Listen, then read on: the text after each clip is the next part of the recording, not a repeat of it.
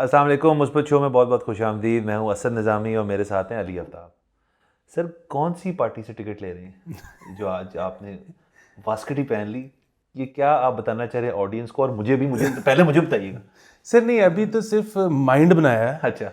क्योंकि जब टिकट के लिए अप्लाई करूंगा तो फिर कलफ वाला शलवार कमीज के साथ आपको हाँ नहीं, वो आपने नहीं, आपको टिकट हमने ऐसे ही स्लीवलेस जीन्स और इस तरह से आपको टिकट मिलेगी। फिर आप देखें वोट बैंक कैसा बना, आपको मिल जाएगा जेन जी वोट बैंक, सारा सारा आपकी तरफ होगा। सर ये जेन जी वाला जो है ना, ये बड़ा कमाल है। उसकी वजह ये है कि जो बच्चा आज 18 साल का हो रहा है, जो वोटर बन रहा है, उसने तो जीटी रोड पे सफर नहीं किया नहीं किया, उसने तो सफर ही मोटरवे पे किया हुआ। ठीक है, सो उसको तो मोटरवे की अहमियत का एहसास बिल्कुल नहीं है। ठीक है, दूसरा ये है कि जो आज 18 साल का हो रहा है, उसके लिए नवाज शरीफ पनामा ही है। लेकिन दूसरा, जो भी सियासतदान अगर हमारा शो देखते ही होंगे, जाहिर उनको एक बात का मैं एडवाइस दे दूं, क्योंकि जेन जी से जितना मेरा ताल्लुक है ना, उतना शायद किसी का नहीं, क्योंकि मैं पढ़ाता भी हूँ, इसके अलावा भी हम कुछ ना कुछ करते रहते हैं और मेरा जेन जी से बहुत वास्ता पड़ता है। उनमें से किसी ने वोट नहीं देना। उनको अगर आप उठा के सुबह उनका बता दें कि यहाँ आपका रजिस्टर्ड वोट है, वोटिंग जहाँ होनी है उस जगह पहुँचा दें, तो वो वोट डाल देगा। खुद से उनसे उम्मीद ना रखें, वो ना उठेंगे, अलार्म भी लगा नहीं, वो नहीं उठेंगे, वो नहीं पहुँच पाएंगे। सर दूसरा, मेरा ना इतना बड़ा एहसास कमतरी है कि कोई गांव नहीं है जहाँ मेरी कोई कॉन्स्टिट्यूंसी हो। मतलब मैं वरना लाजमी इलेक्शन लड़ता, आज़ाद, जाहिर है।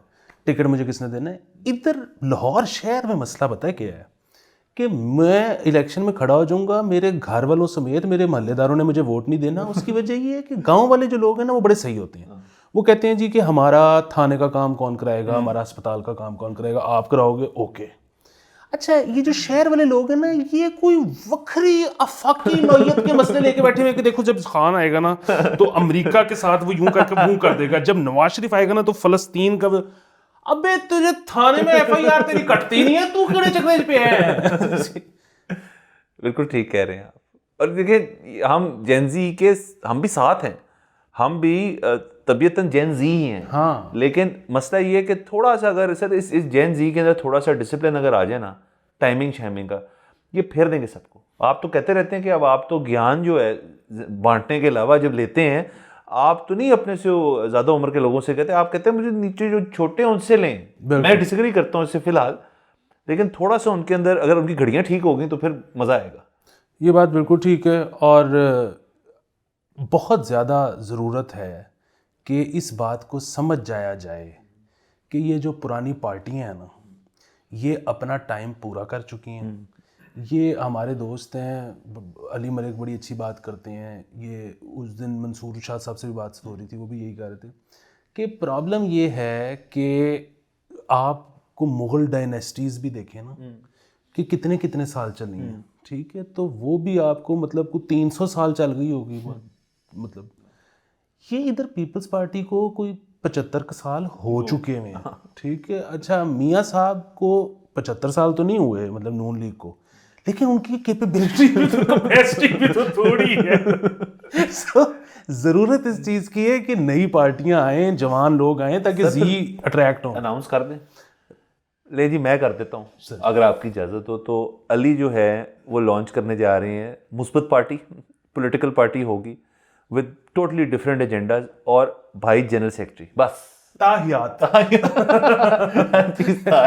चलें बढ़ते हैं। हमारे पास न्यूज़ आज तो पर वो न्यूज़ तो चलें, अब उसके अंदर अपडेट्स हैं वो भी बता देते हैं, लेकिन हवाला देना पड़ेगा उस इंटरव्यू का जो जियो न्यूज़ पे शाहजेब खानज़ादा और मानेका साहब का हुआ था, जिसमें उन्होंने बहरहाल बहुत ज़्यादा बातें की थी। उनके ऊपर हम बात करते हैं। पूरा इंटरव्यू हमने देख लिया। यार ये हमें क्रेडिट दें कि हमने पिछला शो जो इस पे किया पूरा बगैर देखे। और उसमें एक बंदे ने कहा कि अगर देखा ही नहीं तो मैं तो बंद कर रहा हूँ।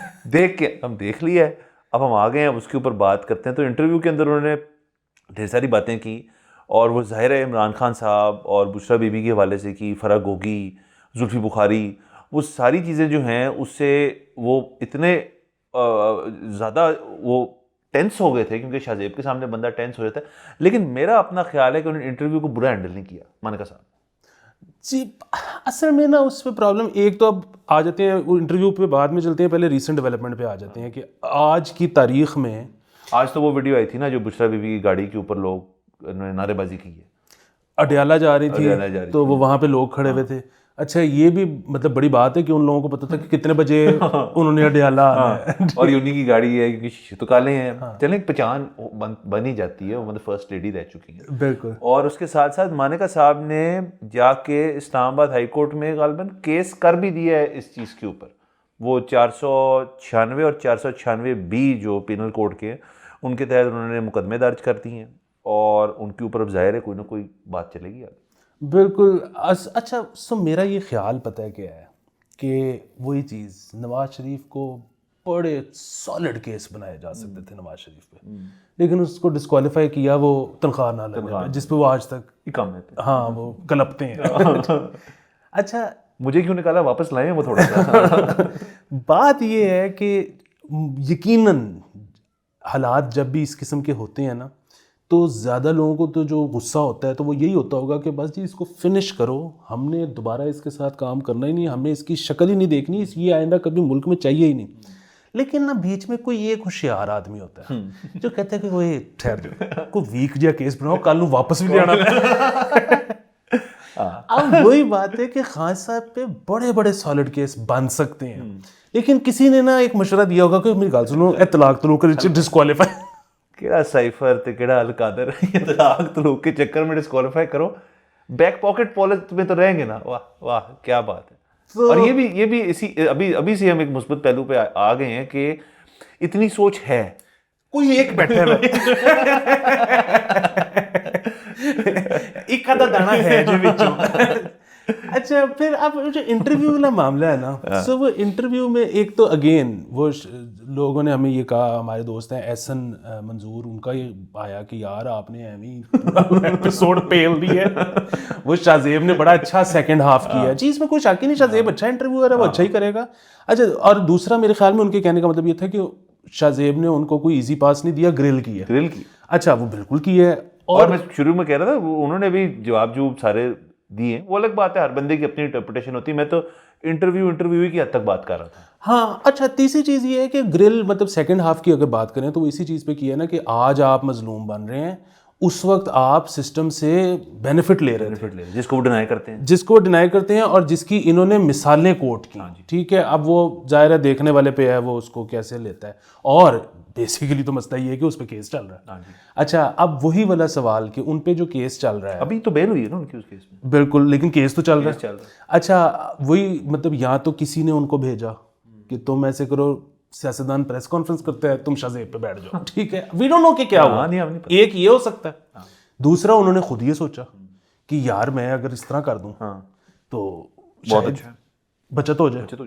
तो और हमें ये देखना भी चाहिए अब कि क्या जिस तरह लोगों को प्रेस कॉन्फ्रेंस के बाद उनकी क्लीन स्लेट हो जाती है, इनकी होगी कि नहीं होगी, ये भी अभी पता लग जाएगा।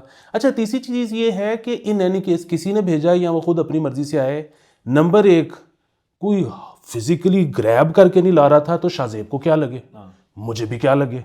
दूसरी चीज़ ये है कि ग्रिल तो इन एनी केस करना ही था कि एक तो शाहजेब की अपनी रेपुटेशन, दूसरा ये कि अगर उसको ग्रिल ही नहीं करना तो उस इंटरव्यू का क्या फ़ायदा। मतलब उसने भी आगे जाके अगर कहीं बताना है कि देखिए मैं तो इस रगड़े में से गुजरा हूँ आपकी खातिर, तो वो अगर रगड़ा ही नहीं है तो वो क्या दिखाएगा कि इसका तो फिर बगैर ग्रिलिंग तो किसी को भी कोई फायदा नहीं। बिल्कुल नहीं। और उसका स्टाइल ही ग्रिलिंग है, वो तो मतलब करता ही ऐसे को अगर जा रहा है गेस्ट ये सोचते हुए कि जरा इजी मजा आएगा उसके में, तो हो ही नहीं सकता उसके प्रोग्राम पे। बिल्कुल, एक्ट्रेस माया अली जाके देखें शायद पिघल जाए शाहजेब। खैर इसमें एक और अब जो दूसरा वाला मामला है ना, ये तो आ गए सेकंड ब्रेक पे, इस पे तो किसी को कोई एतराज़ हो ही नहीं सकता। ठीक है कि वो आप सिस्टम के बेनिफिशियरी थे, यहाँ थे वहाँ थे फलाना थे ढमकाना थे।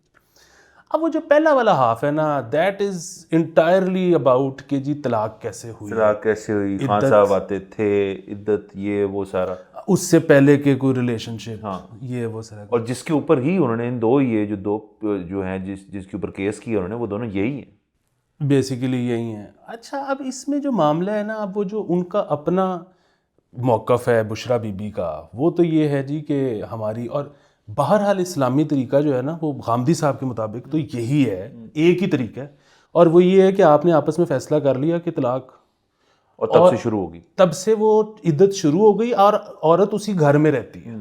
और जब 3 महीने के अंदर रुजू अगर ना हो तो 3 महीने बाद समझो तलाक हो गई, पर अलग-अलग। अच्छा, वो ये कहती हैं कि जी इस तरह से हुआ है, ये कहते हैं कि इस तरह से नहीं हुआ। अगेन क्या हकीकत है हमें नहीं पता, लेकिन ये अब ज़ाहिर है कहते हैं मैं बड़ा हार्ट ब्रोकन था, मैंने बड़ी यूँ कोशिश की वो की और मैं कहा कि बच्चे बड़े मुतासर हुए। अच्छा, वो सारा कुछ हुआ भी होगा यकीनन, लेकिन इसमें ये है कि सो टेक्निकली अब फिर वही बात है कि ये कानूनी तौर पे जाहिर है अगर ये गलत तरीके से हुआ है तो ये जुर्म भी है, ठीक है। लेकिन ये इस तरह की चीज़ें हैं कि जिनको हम जो है ना अक्सर बस ना कि हमने ना कुछ देखा ना सुना, बस गुजर गया। क्योंकि अगर आप इस तरह की चीज़ों में पढ़ना शुरू कर देते हैं ना तो फिर ये वापस आती हैं आप पे भी, आ सकती हैं। हम कोई उस तरह टू द टी, मतलब वो क्या कहते हैं टर्म होती है कि टू द डॉट, हम तो फॉलो कोई भी नहीं करता। और फिर इसमें तीसरी चीज़ ये कि अब जिस तरह जो तलाक वगैरह वाले मामले हैं ना, मतलब बात ये है कि अगर ठंडे दिमाग से सोचें, जिस दिन एक बंदे ने फैसला कर लिया कि उसने आपके साथ नहीं रहना, गल मुक गई। बाकी तो फिर वो सारी, अब आप ऊंची आवाज में गजलें सुन सकते हो और क्या करेंगे। अच्छा, इस केस में देखिए ना, आप इस मुल्क में वाइट कॉलर क्राइम जिस चीज़ को कहते हैं वो पकड़ना इतना मुश्किल है। आप शरीफ फैमिली ले लें, मुझे बताएं कौन सी चीज़ जो इतनी, जिसके ऊपर एक पॉलिटिकल पार्टी का पूरा नैरेटिव बिल्ड हुआ कि ये चोर हैं या इन्होंने ये चोरी की, उसमें से भी बता दें कौन सी चीज़ कानूनी तौर पे प्रूव हुई है बाकायदा, सिवाय उस इकामे के जिसकी वैल्यू आप इतनी को ज़्यादा नहीं है। फिर आप आ जाएं इस किस्म के केस के ऊपर जिसने आपने he said she said he saw she saw करके आपने केस प्रूव करना है। और इसके अंदर जो 2 लोग इन्होंने शायद किए हैं, एक को उस घर का मुलाजिम और दूसरा ओन चौधरी साहब, वो भी इस केस के अंदर आई थिंक नामजद हैं as an party to the case हैं।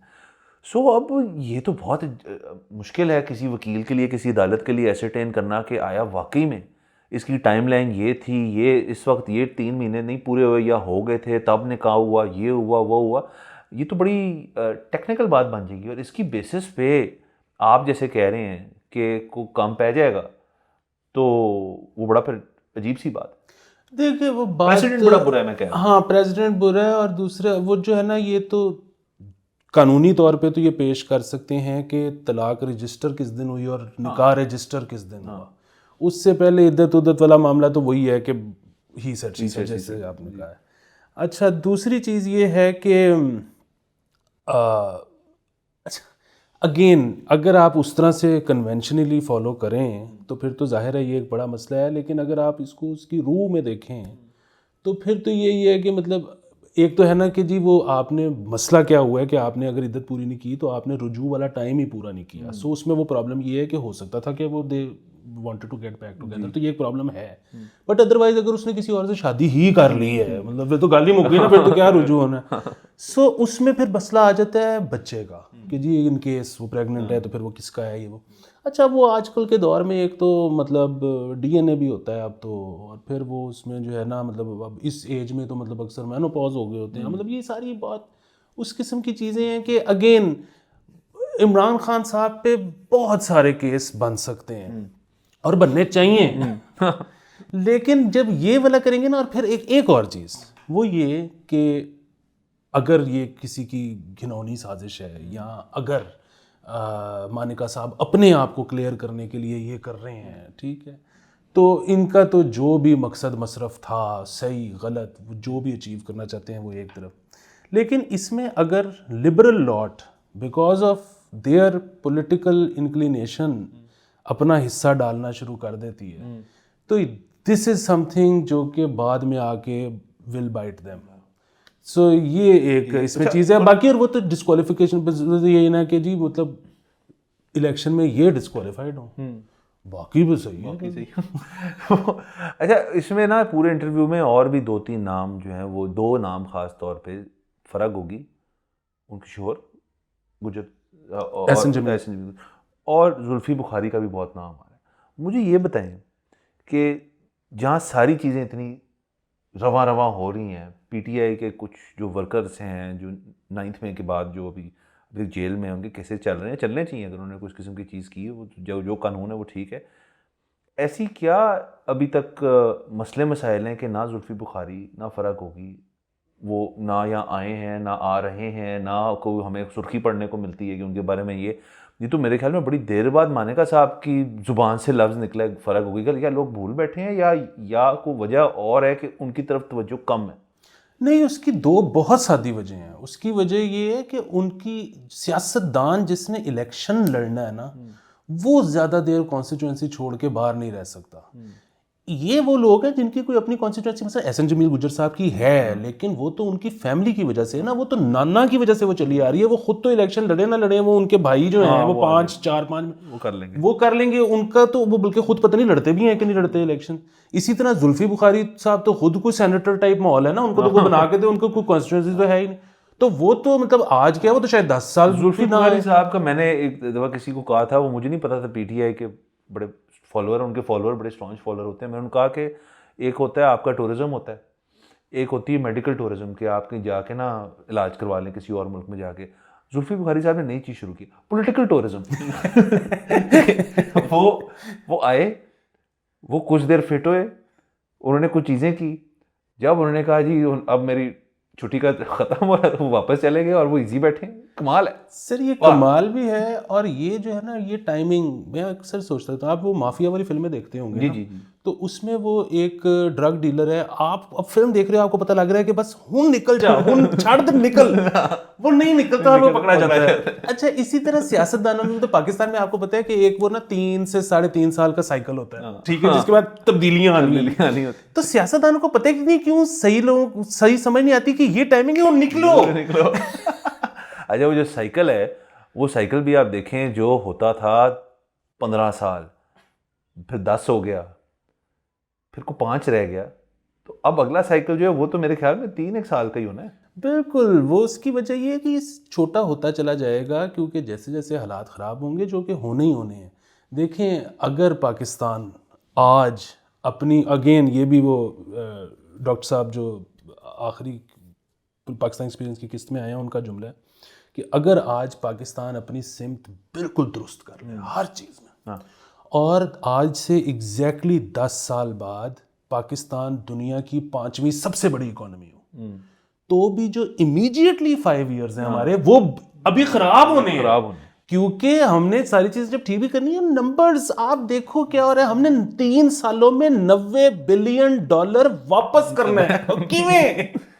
नहीं, वो आ रहे हैं ना, आपने नहीं पढ़ी आज की खबर? कहाँ से आ रहे हैं? सर, वो सऊदी अरब और वो गल्फ जो है, वो कुछ पता नहीं $50 बिलियन दे रहे हैं। अच्छा, वो नहीं, $50 बिलियन एक तो नहीं आएंगे। यहाँ तो देखे ना, हमें 2-2 बिलियन के तरले हो रहे हैं, तो 50 बिलियन आ रहा है। अच्छा, चले मान ले आ रहा है 50, 40 फिर शॉर्ट है। अच्छा, और इसमें एक सबसे बड़ी बात और ये जो है ना, वो बुनियादी चीज़, ये 90 बिलियन आ गया, वाकई आपकी मौजें लग गई, आप 5-7 साल के लिए आपने कुल छर्रे उड़ाए।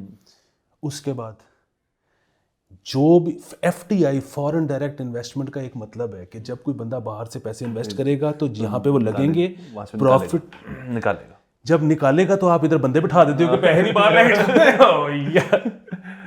ऐसा नहीं, अभी बात तो हमने सारी करी, मुस्बत पहलू भी तो निकालना पड़ेगा। बिल्कुल निकालना पड़ेगा। मुस्बत पहलू ये है कि एक चीज़ बड़ी पक्की है इस अवाम की, कि इस तरह के जब इश्यूज़ होते हैं ना, तो जाहिर है वो कानूनी उसका क्या नतीजा निकलेगा, डिस्क्वालिफिकेशन ये वो, उसका तो वो कुछ नहीं कर सकते, लेकिन इससे किसी का वोट बैंक तो नहीं मुतासर होता। ये बहुत मुस्बत नहीं होगा, सही कह रहे हैं। उन्होंने डटे रहना, उस पर डटे रहना, नंबर 1 चीज़। नंबर 2 चीज़, यहाँ पे तो लोगों को इस किस्म के शौक होते हैं कि हमने बड़ी पार्टी की थी।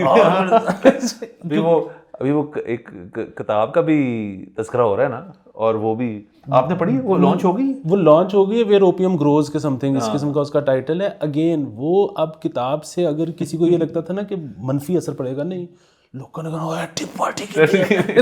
ये खान साहब का ये देखें, लोग जो चाह रहे थे कि वो राम खान की पहले किताब आई, फिर ये, इससे खान साहब की प्रोफाइल में कोई ऐसा डाउन नहीं जा रही बात, आप कह रहे हैं थोड़ी ऊपर जा रही है, और अभी ये भी आपने मुझे बताया था आज से कुछ देर पहले कि ओन चौधरी की भी किताब आ रही है। वो भी आ रही है। अच्छा, और इसमें ना सिर्फ ये कि नीचे नहीं जा रही है, ऊपर जा रही है, मेरा एक और भी ख्याल है कि खान साहब तो खान साहब, अब दूसरे पॉलिटिशियंस को भी ना एक चीज़ पे करना पड़ेगा कि ख़ास तौर पे ख़वातीन, मैं देखता हूँ अक्सर ख़वातीन जो एस्पायर करती हैं पॉलिटिशियन बनना, वो बड़ी मोहतात हो जाती हैं। वो कहती हैं जी कि एक ख़ास किस्म का एटायर होगा, मेरा बीबी मोहतरमा वाला, बिल्कुल वही फॉलो हो रहा है। मैं जो है इस लहजे में बात करूँगी, ये होगा वो होगा, और इससे मेरी अपील बढ़ेगी वोटर्स के लिए।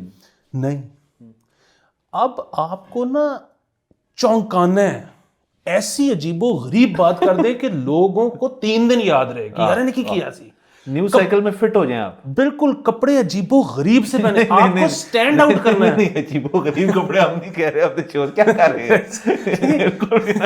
और बंदों के लिए भी यही है, अजीबो गरीब कपड़े पहन कुछ के ऐसा अजीब करें कि लोगों को आप याद होना शुरू हो। वरना अगर वो ना कि यार 25, मैंने देखा उस दिन यार बहुत सारे सियासतदान, बहुत सारों में आप नाम याद होना चाहिए। नहीं, आप बिल्कुल भी अपने कपड़ों से ना करें, कपड़े बिल्कुल उसी तरह आप जो आपको ठीक लगता है वही बातों से। लेकिन मैं एग्री करता हूँ, आपकी जो गुफ्तगू है, जो तरीक़ेकार है गुफ्तगू का, वो उसको फिर चेंज करें, उसमें कोई फ्लेयर लाएं थोड़ा सा। और दूसरे ये, और यही वो जो हम एक पिछले एपिसोड में बात कर रहे थे जेन जी के बारे में, वो भी इस चीज़ से ज़्यादा मुतासर होंगे कि एक बंदा जो है यार हमारे लेवल पे आके बात कर रहा है। बिल्कुल। और आप एक और चीज़ ये देखें कि वीलॉग जो है ना और टीवी, उसमें सबसे बड़ा फ़र्क क्या है कि ये लोग कहते हैं कि यार हम टीवी पे उसी बंदे को देखते हैं और वो मुदब्बर सा बन के बैठा होता है और लग ही नहीं रहा होता कि हम एक रियल बंदे को देख रहे हैं। वही बंदा वीलॉग पे रियल इंसान लग रहा होता है, we can relate with, relaxed होता है, गुफ्तगू आम हो रही होती है, ज़बान वो वाली होती है जो आम पब्लिक की ज़बान, जो लोगों को समझ आती है। और ये तो ग्लोबली भी ट्रेंड चेंज हो रहा है। अब आप देखें जो सोशल मीडिया प्लेटफॉर्म्स हैं उनके ऊपर जिस किस्म की भी गुफ्तगू, पॉलिटिकल भी होती है और सोशल भी होती है, हर भी होती है, उसकी ज़्यादा समझ आती है लोगों को, ज़्यादा उसको ऑब्जॉर्प्शन बेहतर होती है उसकी। इससे सीखने क्या चीज़ चाहिए? इससे सीखनी ये चीज़ चाहिए कि टीवी को चाहिए कि उसने सर्वाइव करना है ना, तो क्या तरीका है कि वो अपने आप को रिलैक्स करे। हाँ, आप कुछ प्लग करने की तो नहीं कोशिश कर रहे? मैं बिल्कुल कोशिश कर रहा हूँ। अगर आप रिलैक्स्ड शो देखना चाहते हैं जिसमें आपको ये फील ना आए कि आप मुदब्बर लोगों को देख रहे हैं, तो आप बोलो जनाब देखें फ्राइडे टू संडे 11 बजे। हाँ, बोल टीवी पे, ये होता है ना, बोल टीवी पे हम ही होंगे। लेकिन यहाँ से आपसे लेते हैं इजाज़त, अगले एपिसोड में फिर मुलाकात होगी। खुदा।